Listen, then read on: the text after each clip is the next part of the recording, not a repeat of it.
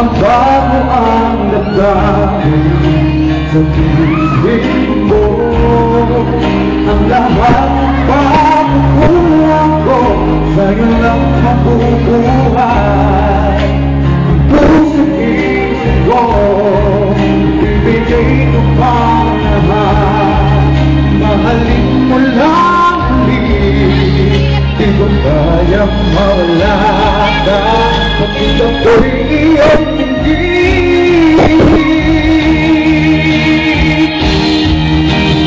Kung maaalala mo,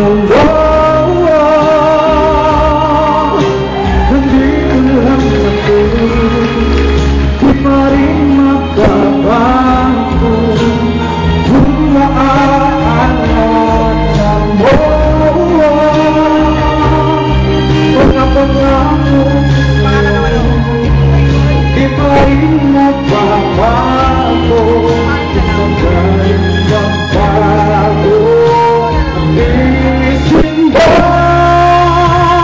kung ay pahinga, ibigay pa rin sa'yo. Malaparan!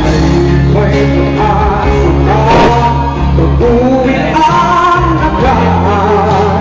Pag-ibig na walang hanggan, sa'yo ko lang ibibigay.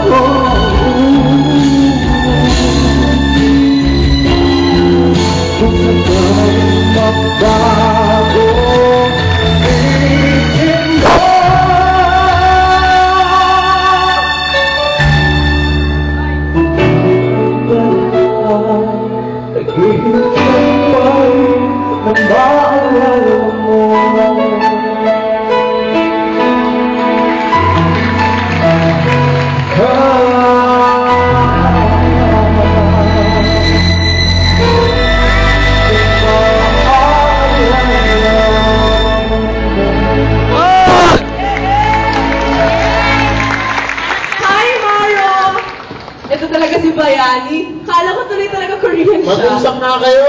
Mga Korean, sige nga. Sample, Pero sample. seriously pag pumunta siya sa Korea, he'll pass for a Korean. Lalo na ganito yung bihis niya. Pero Korean ang ganito yun. May Korean blood ka ba? Pure Pinoy. Wala rin Chinese blood? Wala po. Talaga? At saka itong si Maro, 17 years old pa lang, taga Del Monte, Bulacan. Talagang proud mga Bulacan sa'yo. 17 pa lang pala yan. Nakakatawa, Ano? kung chismis daw. Kukulong Eh, pa ang lang. tatay mo ay isang pulis. Hindi chismis yun. Totoo yun. Totoo yun. Totoo yun. FB yun. Kuya. Benigno Tumaca Jr. Ano po? Oh, Benigno.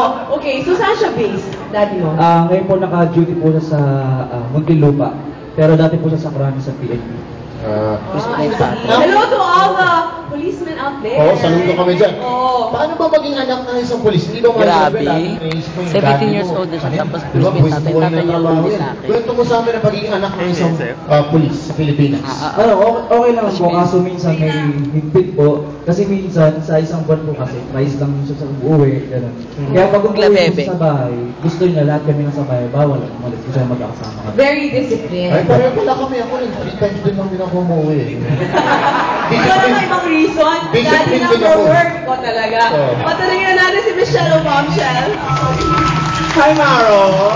Hi. You know what? I was looking at you on the screen, and it's kind of funny because you look Korean, and then you're singing a Tagalog song. It's like kind of parang medyo weird, but Weird din ba ako? Ha? Nagtatagalog. Ikaw weird ka talaga. look, Grace, because to me you're starting to look Filipina habang sumasagal ng mga araw. Well, Salamat. anyway, Maro, you're only 17 and you have a very mature voice. And what I like about your performance, it's my first time to hear the song, so I'll be judging you based on your voice and on your technique and not on the familiarity of the song. Because sometimes when the song is familiar to you, it really affects your judgment. So I'll be judging you on the technicality of your voice. My only problem was that you tend to be overthinking your performance, so you tend to be too technical. You forget to put in emotions to your song, and it's a beautiful song. It had beautiful lyrics. Yeah. So, but basically, it's a perfect. It's a good vocal, and I hope that you know, our champion right now is feeling kind of relaxed, because if I were the champion, I'd be nervous listening to you. Good job. Familiar with the song.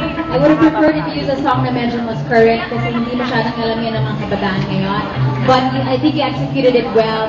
However, I think you should have chosen a song that was a little bit, you know, more challenging kasi parang ang ganda-ganda ng voice mo, pero dati niya pa audition sa akin yung kanta na yan. climax ng kanta. Yung may hawak. So it was okay, but I just don't think it's a competition of piece, diba? Pero it was a good start. Since you're 17 years old, you have a long way to go. Yan yung tinanong mo lang straight. Sagot. Ayan. Tinanong mo lang So, straight. I'm sure kinakabahan ka sa comment ng ating next celebrity judge, Oo naman. JR. Thank you. Maro, 17 years old from Bulacan. My mom is also from Bulacan, so there's something coming. Pero 17 years old at buong-buong ng boses mo. Ang ganda. It sounds nice in the microphone, and you can tell you practiced your song na alam mo talaga yung song. Pero problema ko lang sa song, hindi pang competition eh. Dapat pag nasa competition ka, pipili ka ng either very, very powerful song or sobrang sikat na song. Diba? Pero maganda naman yung kanta mo. Like I said, it looked like you practiced and you did very well naman. One more comment is, kulang ka sa audience. Hindi ko tumitingin sa audience, either nakatingin sa taas o sa baba o nakapikit yung mata mo. So, advice ko lang, just be aware of the audience that's watching you as well. But good job. Napapanood kayo si JR sa Take Me Out. Yes! Pwede mo ako sumali doon? Pwede mo ako sumali? Sige, sali ka na! Tama. Iayusin Wala na naman natin yung yan. boyfriend ko dito.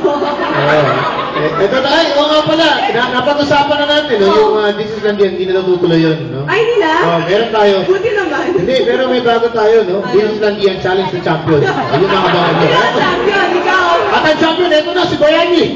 Siya na. Ganon? Ganon? Ganon?